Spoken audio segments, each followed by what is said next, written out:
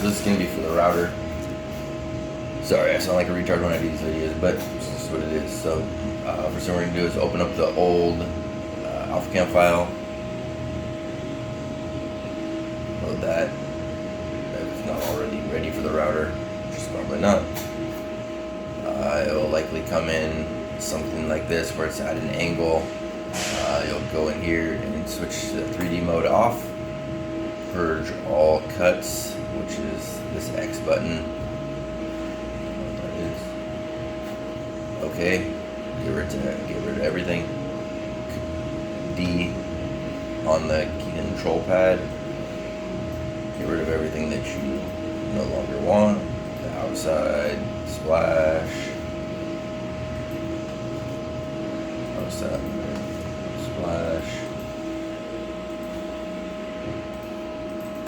We now have our parts. Split them apart a little bit easier. Then we will join everything back together from breaking it to cut it.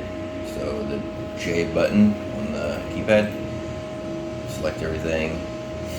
Then we need to switch it back over to geometry, which will be Control and H. Old layer to geometry. Okay. And close those. Select them. Everything is now geometry. We can confirm that it is by Control and I. Sorry, that's importing the I button. Everything is good to go. So now we will save that. Upper left hand corner, triangle with the out button is the DXF out. You want to make that into a DXF. Okay. Okay. It's saving it in the location where we brought it from, so the Tim Cleary. I'll just click on that just so I don't have to type it again. Delete what I don't want off of there, and then I'll type CMS. That's the router, so I know that that's where that file is going. It's ready to go. So we're done in AlphaCam. I'll close this out. I'm not going to save it so that I have my original file from the sawing. In case I need to go back and look at it or see whatever. And don't need to save it, or you can save it as something else. So now we need to open up CMS. This was the last file that I ran. So what we'll do is we'll save it, and then we'll file new, which will bring us back to the table feature. We won't be able to import anything from here. We need to go to the draw area, which is upper area, first tab. To the black screen. File import is going to bring in our new CAD work. We need to go up to where the location is. So Tim Cleary CMS is our part, and here's our pieces. We can double check the file. We will select everything, select all. It's going to highlight everything, and then this tab right here, tangency test, will tell us everything looks good. These are stop points. This is radius corners that are consistent. If there was a problem, I think it would be circled in red or blue or something like that. So this all looks good. I'll hit the X button or the escape button. That'll get me out of that. We'll then need to add our radiuses to the corner. So you select the two parts where you want to add a radius. This is the only corner that will be exposed, so we will go select them on the draw tab, which is the little pencil. Excuse me, we need to modify them because we're not drawing anything. Drawing would be if we're adding a line, so we're going to modify those two and fill it. Okay, how much do we want to fill it? We'll do 375 3/8 an inch. So that created that, and now we'll just need, the only other part that we'll need to change on here is it doesn't see circles that come in from AlphaCam, so we'll need to add in an actual hole. We go back to the draw. There's this little hole button. It already is predetermined by our drill bit size, 378. Okay. We'll go over the hole and right click. We'll then hit the center button and it will drop it in the center. So that got us our correct size hole. That would automatically wants to drill all the way through the stone, so we do not want it to be open, which we will create an X in the hole. And we don't want it to, how far do we want it to drill down? On quartz, I'll do 1.1 is where it will stop, which will be just below the surface. Granite, you can do like 1 inch exactly. And then we'll just go back through and delete that inner circle. Select the inside one and delete. So now we are ready to split the pieces up. Upper corner, we need to add the parts. So I click on that tab, it'll drop it down. It's showing us only one. It's highlighted both pieces because we only have it set up as one. So now we're going to add a second part and OK. Now that we have 2 pages of parts, we will go to draw and we will select one piece, not select all, selection window, draw a box over it, and then it re-highlights the area of modification because we have selected something, and we're going to change the layer and we're going to put the layer onto part 2. So at that point, this is basically ready to start assigning tooling. You'll go to the machine tab, click on that, and it'll bring up the 2 boxes showing that we have 2 different parts, and highlight the part that it's showing first. So we'll just select that one, OK.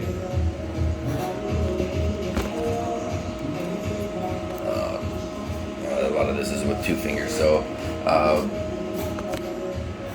we'll do off. I need to select the outside of this. So Control and click will grab all of the lines. So now that everything is selected, it will be offset and set offset. And now it's gotten rid of the tab that was around there, finding the actual piece, and then hit the OK button. So now we'll do select all. Selection window. Or I did selection box, but I'm going to do selection window, but either way, I just had to drag it instead of just automatically doing it. Now we need to highlight it with the laser. So the laser projection, double click, select the double, and it highlights everything that was selected with turns yellow. That's what the laser is going to be showing us. First thing I'll start with is the router. So I'll click on anything that I want to router out, which is going to be the seam here. That's going to be under milling and finger bit. This is going to be the direction. The green is the start, the red is the stop. I want this to switch directions, and if you click on it, you can grab it and change lead in and lead out. You just want to make sure that they are not trying to drop in on top of the stone, obviously. Sometimes they're kind of under grab. The other thing with this is, so I'm going to invert this so it's coming the other direction, invert, and then so that it doesn't break off at the end of at the cut here, it doesn't snap the stone. We'll insert. Where do I want to insert the relief cut? At the very end, and it will automatically apply a rounded corner, which will make it so it doesn't want to snap out. So now we have our finger bit for the seam.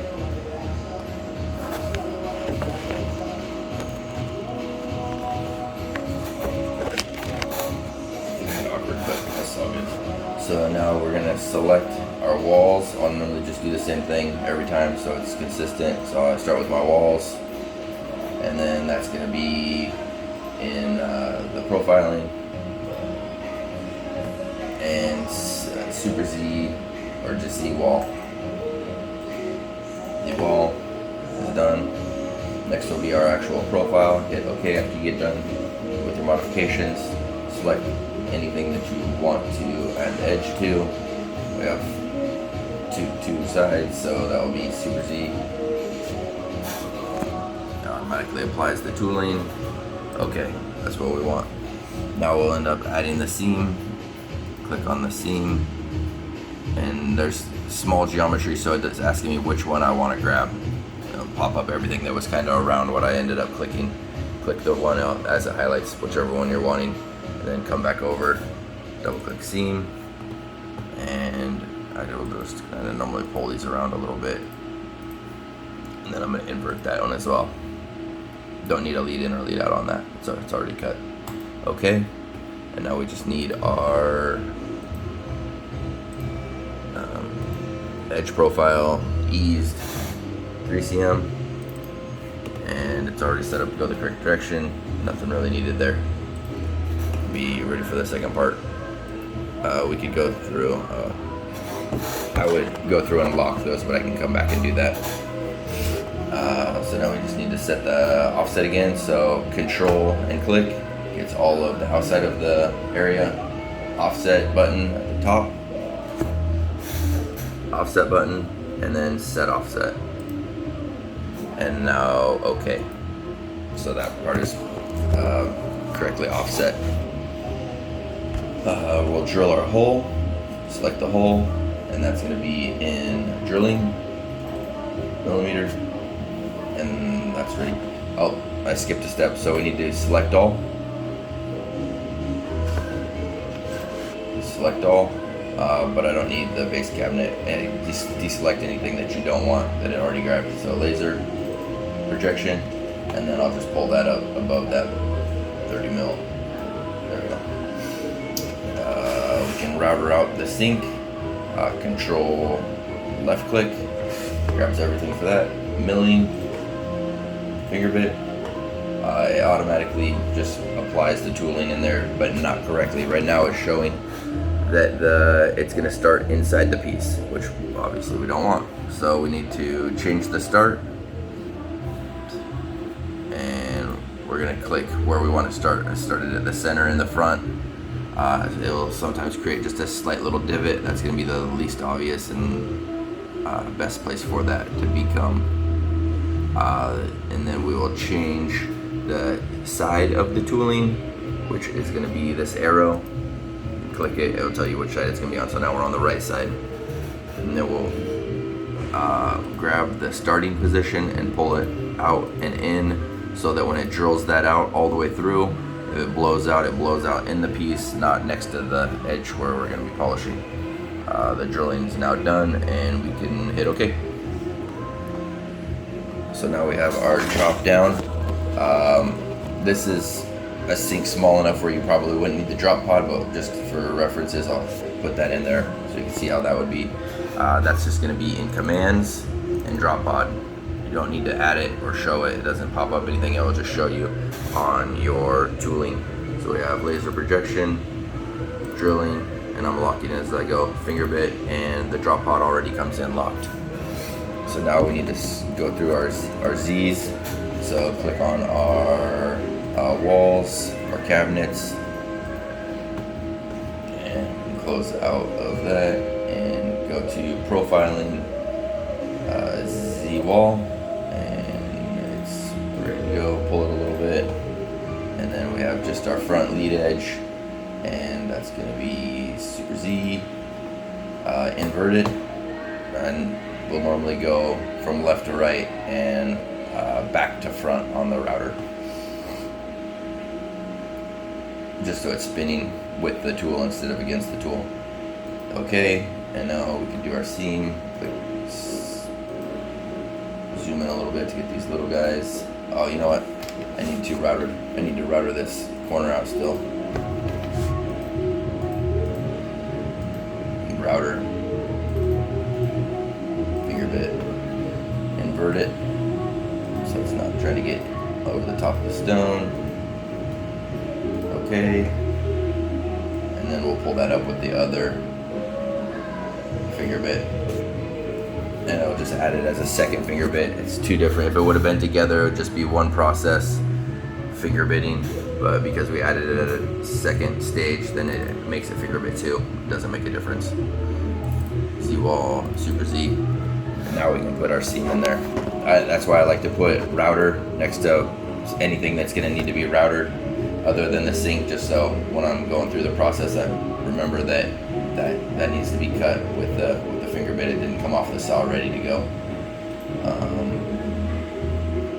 got the seam, same thing, just invert it. I'm gonna pull it out of the way a little bit.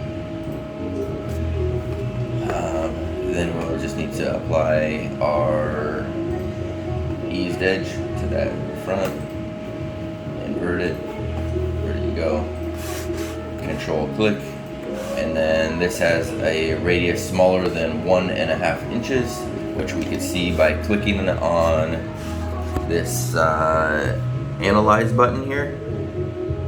It'll tell us, click on that, 1.125. I need to be at least 1.5 to run my big bits, which is the ones that are on this front edge.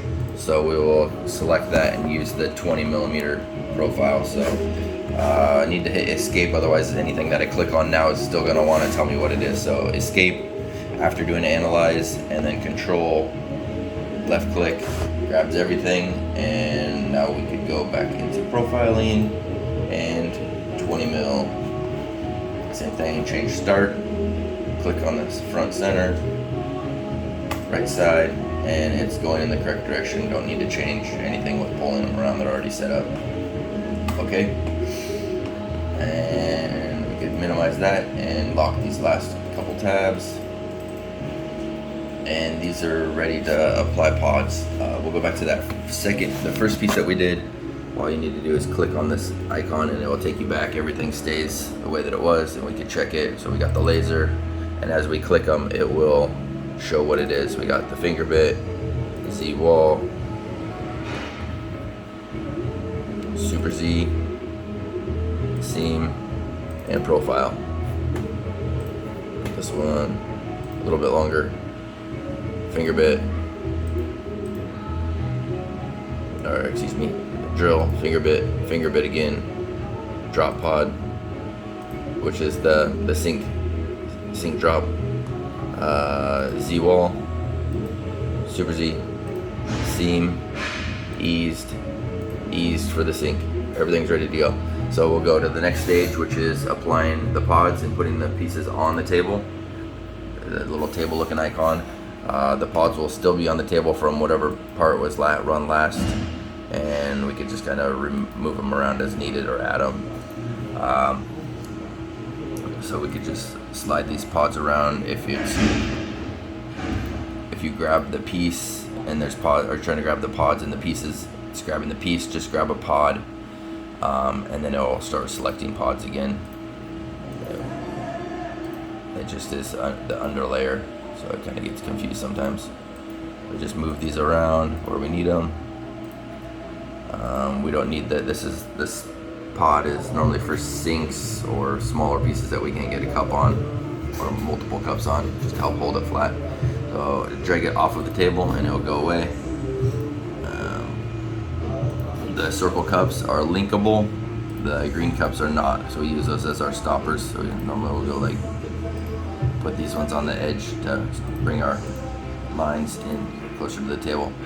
In order to rotate the pods, it is going to be hold the shift and click the pod. It'll highlight it and then click again, and it'll rotate it, and then you hit OK and move it. Shift, click, click, left click, OK. And we can get rid of that one. Drop them in. You don't want to be on the red. That's the seams of the table. You want to try to not be on there because you don't get good vacuum and you're going to lose vacuum there. The piece can move. Get rid of that one. Down here we can add more vacuums, or if we need a different vacuum that wasn't already on the table, this one here is going to be our drop pod. We have one of them. We'll put that right in the center of the sink. So this is all finished here. That's enough pods. It's actually probably more pods than what I need, but the sink is want to have that one more pods than not, just so it doesn't want to move. I will click the verify disposition, check collisions, and OK. The check collisions will normally just go away as soon as you click it, but that's because we have it turned on where you can see the tooling, so we know if there's going to be a collision. Executed and verified. The router needs to be on for the rest of the processes to happen. It will tell you that there's an error because it's trying to send stuff to the router or check with the router. So hit OK, and here we would save our layout, or you could save before this point as well. But save, and we're gonna go up to get into Tim Cleary, and we could just change this to Cleary CMS. So we'll click on the next. You just go in order on the side here. It's gonna create the file for the machine, and now we can sim it.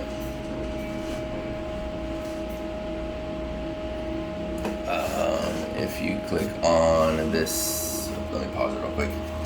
Click on virtual machining. You can make it so you could spin it will change so you can see the parts instead of seeing through the parts. And then control and right click.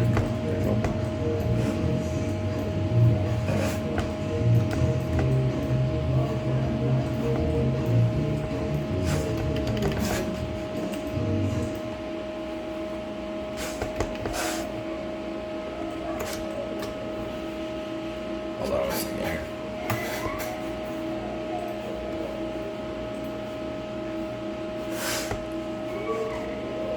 For some reason it wasn't.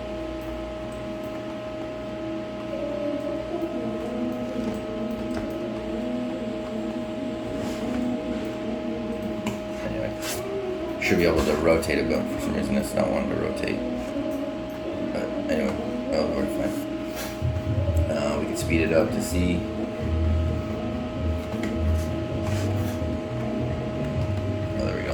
Control and the roller button.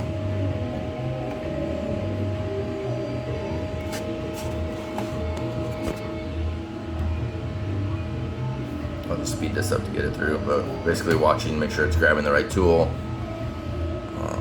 and it's not showing any sort of collisions. You can speed it up on the dial here.